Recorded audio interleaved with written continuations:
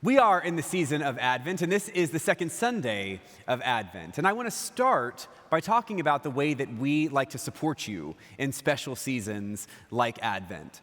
I want to make sure that you are aware that we've got weekday meditations that our clergy offer in this holy season that you can listen to on our website, wherever you listen to podcasts. These are ways that can help you pray every day as we move through this holy season.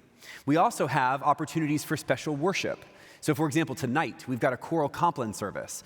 We've got Christmas lessons and carols next week and more. There are ways that we try to buttress these holy seasons with extra support along the way because we hope that you are taking these moments, these weekly series like Advent or Lent or Easter, and helping to deepen your own discipleship as you go. And so we want to make sure that we support you along that way. Advent is one of those special seasons, and Advent is when we prepare ourselves for Christmas. Advent is when that preparation is really rooted in the patience of waiting for Christmas. But you see, I'm guessing most of you, like me, are not terribly patient people. I mean, our world is not patient. Patience is not my virtue, not at all. And as we see out in the world, I was actually just Christmas shopping this past weekend, and the Christmas stuff is already being taken out of the stores. It's like it's almost already done, and we're not there yet. So part of what we struggle with in the world is trying to guide ourselves along these spiritual paths while the world is not helpful. And as we are trying to prepare ourselves for Christmas, the world is almost done with it already. So I want to invite us into this experience where we're only 2 weeks in, and we are preparing our hearts and minds patiently to celebrate Christmas. And that preparation is what brings us to the gospel lesson that we had today. As if being patient isn't hard enough.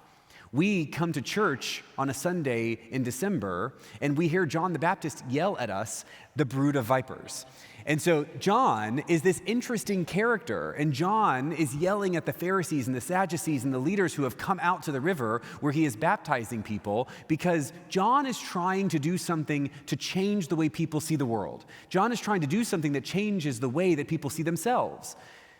The theme for this year here at St. Michael for Advent is light of the world, and what John was really trying to do down there at the river is point to the light, to show people where the light actually was, to point to Jesus himself. But he, just like us, was having to fight against a world that was not being helpful. John had a pretty tall order. He was climbing a pretty steep hill. And that's actually the same issue that we have around our own discipleship. As I was thinking about what John was actually trying to do, an image popped to mind from when I was back in middle school. We had to go through this exercise to teach us about the way that other people perceive the world differently than us. And the way we did this, and perhaps some of you had done something similar, is we had to stand on opposite sides of a big dry erase board. And one person got a picture and had to verbally explain to the person on the other side of the board how to draw that picture. Nothing more than verbal instructions.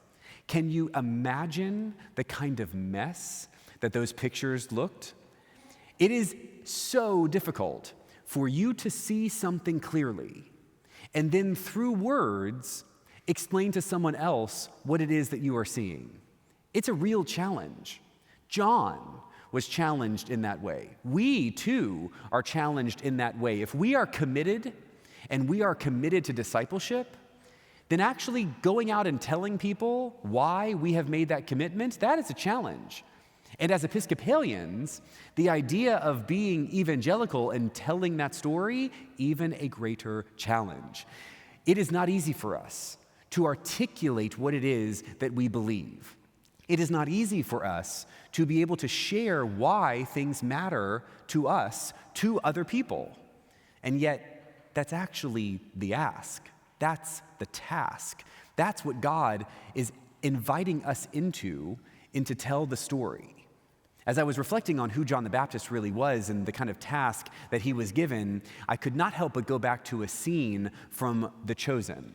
It's a TV show that I hope you all have tried to watch. I mean, I have told a lot of people that it is great, and I hope that you will try it. But The Chosen is a multi-series TV show about the life of Jesus. It's really excellent. But there are all of these bits where they fill in the gaps because our story, our gospel story, is actually not that long. And to make 7 or so seasons of TV, you've got to fill in a lot of gaps. And so there's one scene that I love where John the Baptist, he's been doing his thing and making people mad. And Jesus has now come, he's been baptized, he's also teaching some followers. And they come back together before John is arrested. And they're walking along the side of a lake. And they sit down and they chat with each other. And it is after this scene from the gospel that we just read. And what's great about this scene is that John the Baptist says to Jesus, I always just say the first thing that comes to my mind in preaching and in life. And Jesus says, yes, I remember from the time you started talking. And I heard about that brood of vipers comment. That was classy. Do you know how the poets say vipers are born?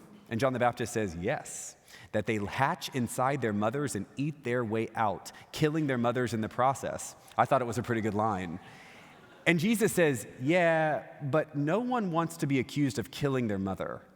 And John looks at him and says, yeah, well, I'm not here to make friends. And I kind of thought, that is such a powerful way of describing what John was committed to do. It is so countercultural for us to consider that the weight of the gospel and the way that the gospel is called to transform our lives is also not something that might make us friends.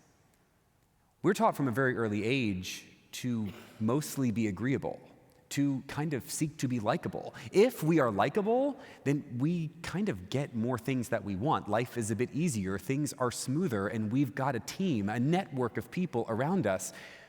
But when we actually realize that committing to something beyond ourselves, defining ourselves with real purpose, actually might mean that we don't make a lot of friends, then life becomes a bit richer. We deepen our identities in such a way that gives us purpose beyond anything that we ourselves can do. Purpose that resonates not only in our lifetime, but beyond our lifetime. John was pointing to the light in the same way that we as disciples are called to commit and point to the light of Christ. And it may be an interesting question to ask why people would have responded to John the way they did. John was sharp-tongued. He was insulting. He was challenging and pushy, and yet people came in droves to hear what he had to say. People traveled for days and days from their homes to hear what John had to say. And why? Well, I imagine it's because John spoke a very deep truth. The world is pretty good at selling us stuff, but actually, we are made to desire the truth. We are created to resonate with and be attracted to what is genuinely true. John spoke the truth. And I think that we, in a very similar way to the crowds that gathered around John, are responding to the truth of Christ day in and day out. We are here right now because we believe that the truth of the gospel is something powerful enough to change our lives. Now, I don't want to rain on anyone's parade, but many of us like to speak well about the world. Many of us like to commit a lot of time and a lot of energy and a lot of resource to what goes on out in the world. But sort of akin to what I talked about last week, we are the kind of people who have too much broken inside of us for the world to heal. We are the kind of people who make enough mistakes to know that the world is not going to help us to heal in the true way. True healing actually comes through God. The true healing that is anchored and rooted in our spiritual identity comes through Christ. It is that kind of spiritual healing that we actually need, and it is that kind of truth-telling that we are called to be in the world. The truth is that we are pretty messy. And all of those mistakes can cascade on us if we think that we have to live our lives on our own. But we do not. We can't carry the weight of the world ourselves. We can't carry the weight of our mistakes and our imperfections ourselves. And thank God, we have Jesus to help to carry that weight with us. The truth is that our health, mental, emotional, physical, all stems from the spiritual. When we get that spiritual rootedness right, and when we get our spiritual identity right, then our health begins to blossom in every other aspect of our lives. In this season of Advent, we have the opportunity to consider the profound truth of the gospel in a way that goes way beyond the pretty poetic worldliness of Christmas, but something that is far deeper and more powerful. A friend of mine texted this week after last week's Sunday readings and said, why is it that when we get to Advent, the beginning of the church year, and preparing for Christmas, that we start off with these apocalyptic texts like we had last week, with things like John the Baptist yelling at the crowds this week? Why is it that we start there and we don't start with the birth, with the actual nativity? And I said, it's because Advent, A, is not Christmas. We'll get there. Advent is the moment that the dots are connected from the Old Testament to the New, that the dots are connected from the Old Covenant to the New. In this very short season of Advent, we have the opportunity to see how what God has been doing from the beginning of time, attempting to speak to the people around the world, especially through the chosen people of Israel, is being fulfilled in the person of Jesus. We have to connect those dots before the actual incarnation moment, that birth, the nativity, makes sense. The nativity might be cute because babies are cute, but God coming into the world is profound and powerful and true.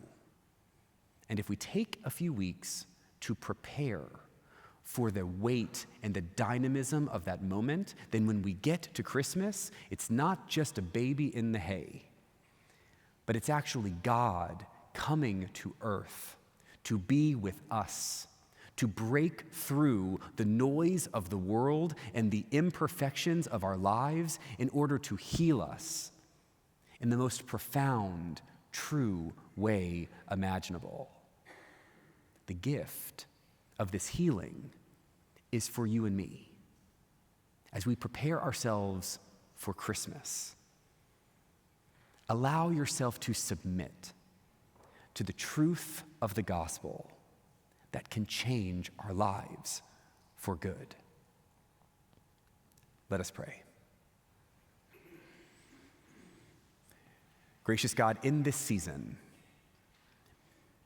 may we accept the challenge of preparation and patience that help us to prepare ourselves, our hearts and our minds, to receive the full weight and the full transformative power of your Son, the incarnation, the truth of your love that will transform us and our world. Amen.